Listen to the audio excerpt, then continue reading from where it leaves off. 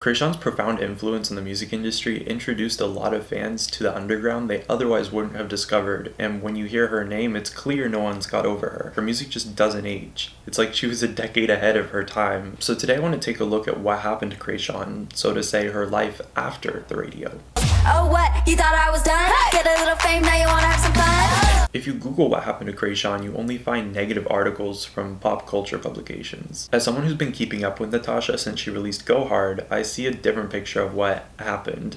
Sure, she's no longer making music with Columbia, but she is continuing to grow as an artist and produce works that show off her inherent talents. In 2013, Kreayshawn began vlogging on her YouTube channel. She let fans see into her life, whether it was her daily life, her early life, or her creative side. One defining thing she shared was a very brief history of how she got started doing what she does. How she saved up to buy her first laptop, started making beats, filming, editing, and ultimately producing music videos for other artists, which led into her professional career. Given most artists on the radio have some sort of musical background, whether it's talent school or self-taught, but what's special about Natasha is that she learned the whole 9 yards as a passion. She has the talent to produce herself and other artists, which she actually did for years before uploading her own music to YouTube. If you look back at her old videos, they're primarily music videos for other artists, and like the rest of her work, they're so well made, they look like something that could be from 2018. All in all, her YouTube channel has stayed active throughout the years.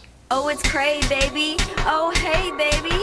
I get to work. You just lazy, baby. If you kept up with Kreayshawn throughout the years, you probably remember she had a son in late 2013. A lot of people falsely mark this as the end to her career, but she didn't stop being an artist or doing what she loves. Through everything she shared on social media throughout the years, it's clear that her son's a huge part of her life, but it hasn't ended her passion for the music industry. While she slowed down some, she didn't stop. In recent years, she's DJ'd, produced new tracks, and uploaded new music videos to her YouTube channel. Kreayshawn has still been casually releasing music, but as she explained on her Twitter, she just doesn't promote her work. This year she's uploaded a couple music videos to YouTube as well as some tracks to SoundCloud. And one of the tracks on SoundCloud was a freestyle about depression. And I can't figure out why I'm feeling like shit.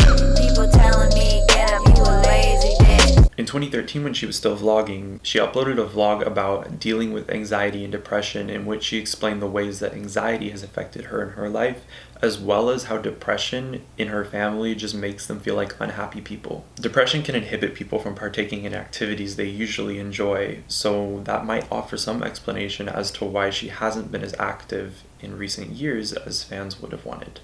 Hey bitch, what's up? You know, I'd really like to do that, but I don't have any fucking money. Like I don't have any fucking money. Kreayshawn did have a notable controversy in December of 2015 that she shared with fans on Twitter. The IRS completely wiped her bank account.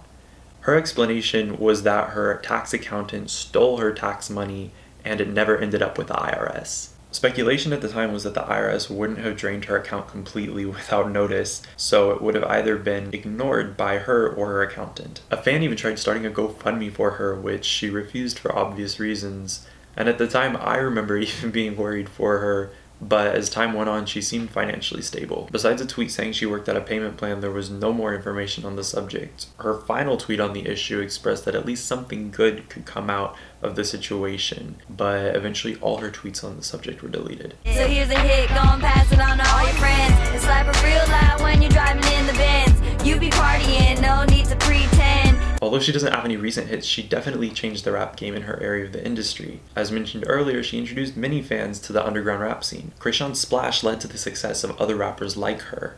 Most notably, the other members of the White Girl Mob, Lil Debbie and V Nasty, who probably wouldn't have reached as big of an audience without the success of Kreayshawn. The millions of people to whom Kreayshawn introduced this style of music could find and enjoy other underground rappers. She essentially enlarged the audience for everyone in the game, and while this is an indirect effect of Kreayshawn's reach, it's still a part of her legacy that influenced the industry. In my eyes, Kreayshawn wasn't someone who stole the scene and skedaddled, but rather someone who expanded the scene and created opportunity for others like her to be successful. She's released a fair amount of music in the last while, and after following her for many years, I'm sure there's still more to come. Natasha is someone who creates from a place of passion, and for that reason she'll remain a timeless favorite of many.